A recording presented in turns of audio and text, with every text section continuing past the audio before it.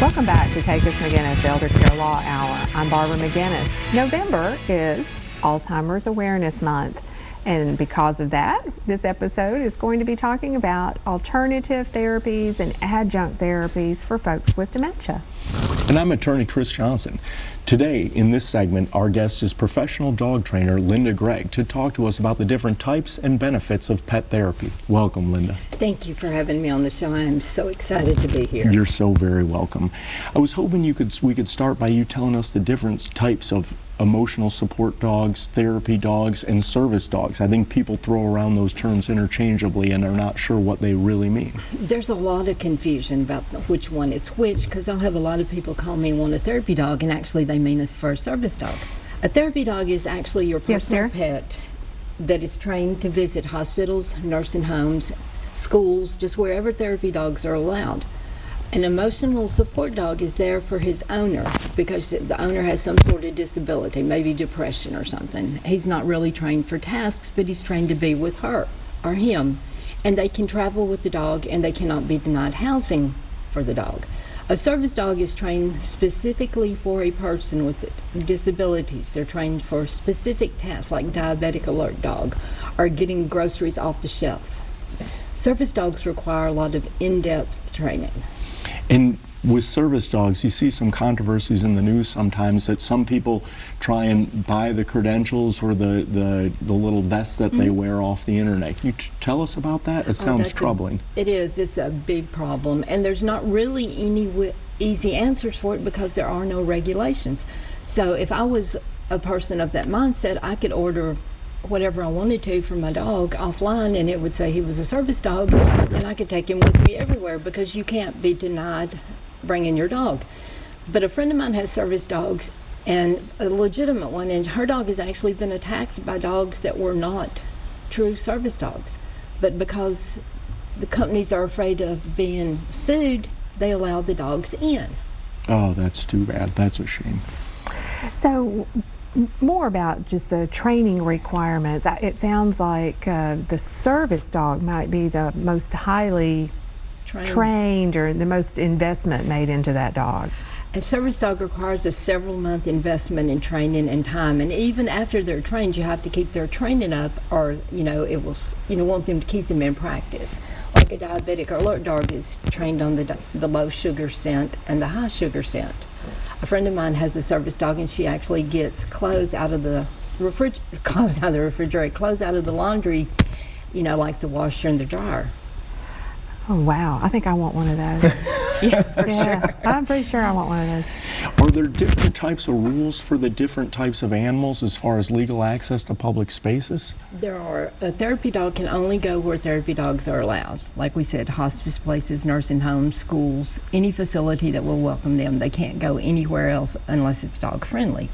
An emotional support dog can live with its owner even if dogs aren't allowed and travel with its owner. A service dog can go everywhere with its owner.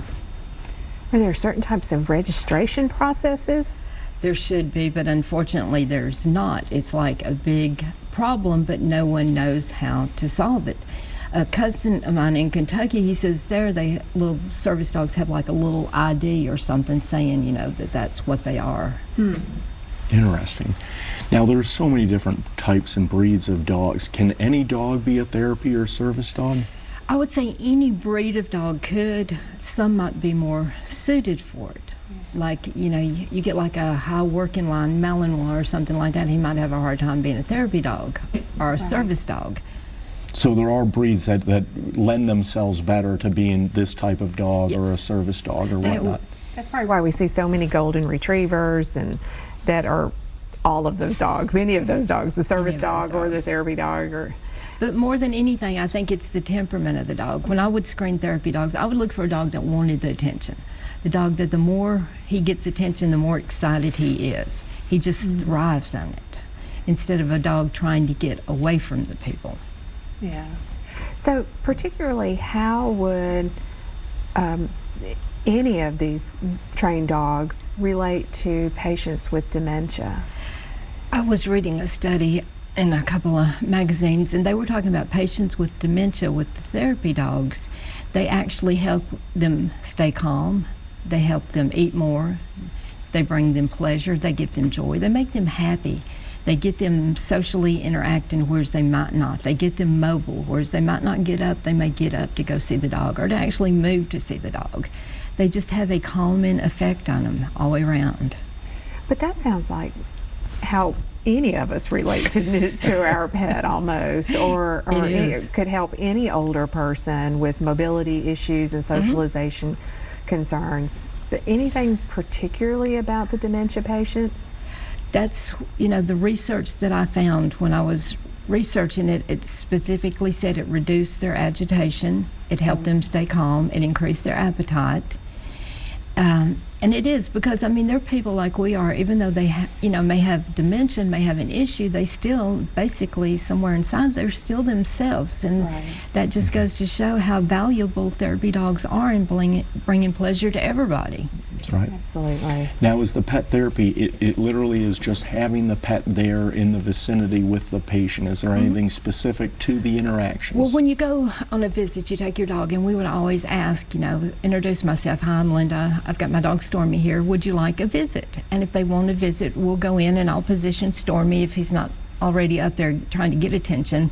Position Stormy where they can pet him.